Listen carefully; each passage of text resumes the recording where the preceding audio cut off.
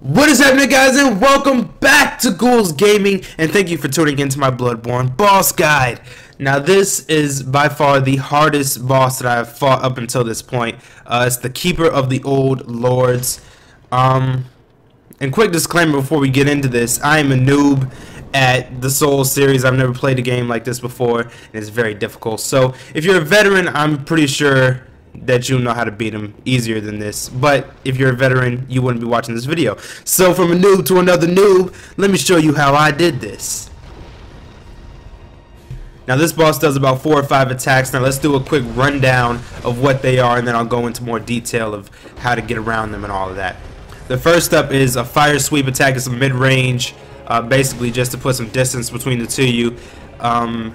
Not much to worry about. It's very easy to stay out of the range, and it doesn't do enough damage to kill you by itself, but it definitely opens you up to the second attack, which is his main kind of deal, is the sword strikes. And it is very, very, very important that you do not get hit with those sword strikes. Do your very best to avoid them. As you can see right there, he lunges towards you, so you have a little bit of a warning to dodge. Definitely try to dodge to the side or towards him so that you end up being behind him and get that hit in. He dodges really quickly, so you might only get 1, maybe 2 if you're lucky, but just stick with him, and eventually you'll chip away at him.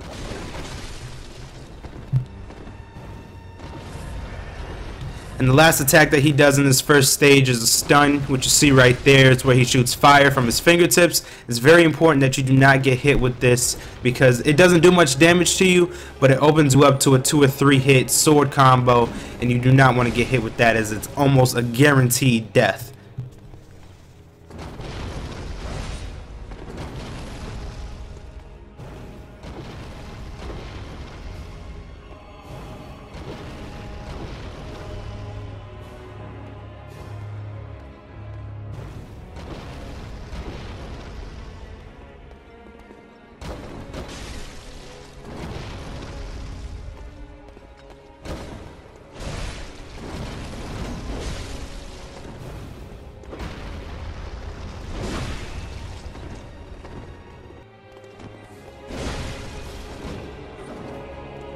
Now right about here, after the first quarter, is where the battle gets real. He lights his sword on fire and becomes super aggressive. And it's very important that you stay out of his melee range, because from this point forward, his sword will have the same effect as a fire sweep, as you see right there, and does a lot of damage to you. So you definitely want to dodge to the side and stay behind him as much as you can.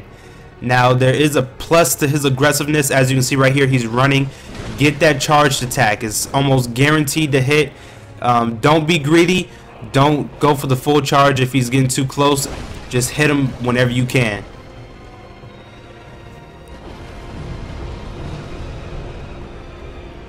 Now lastly, I didn't use this tactic in my video, but my dad fought the same boss and he found that lightning damage does a lot to this dude. So definitely grab some bolt paper and light your weapon up in this last half, because he has a tendency to catch you in that last little quarter of the battle, and he will kill you like that. And it's rage inducing. Promise me, 3 days I almost broke my TV. So definitely get yourself some bolt paper and be ready for that.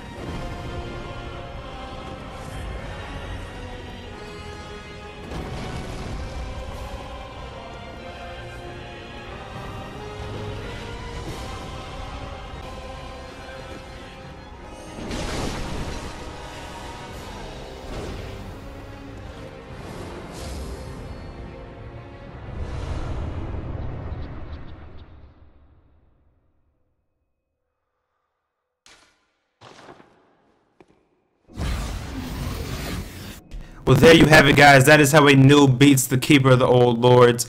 Here's a quick look at the armor that he drops. This armor is bought from the Inside vendor in Hunter's Dream. I should have recorded how much that is, but it's not much. You should have more than enough to get it. Here's a quick rundown of the stats. At the time of recording this, this is by far the strongest armor as far as physical defense that I found yet, so I definitely like it. But I hope you enjoyed this video. If you did, go ahead and drop kick that subscribe. Make videos every Monday, Wednesday, and Friday. I'm just glad I don't gotta fight this dude no more.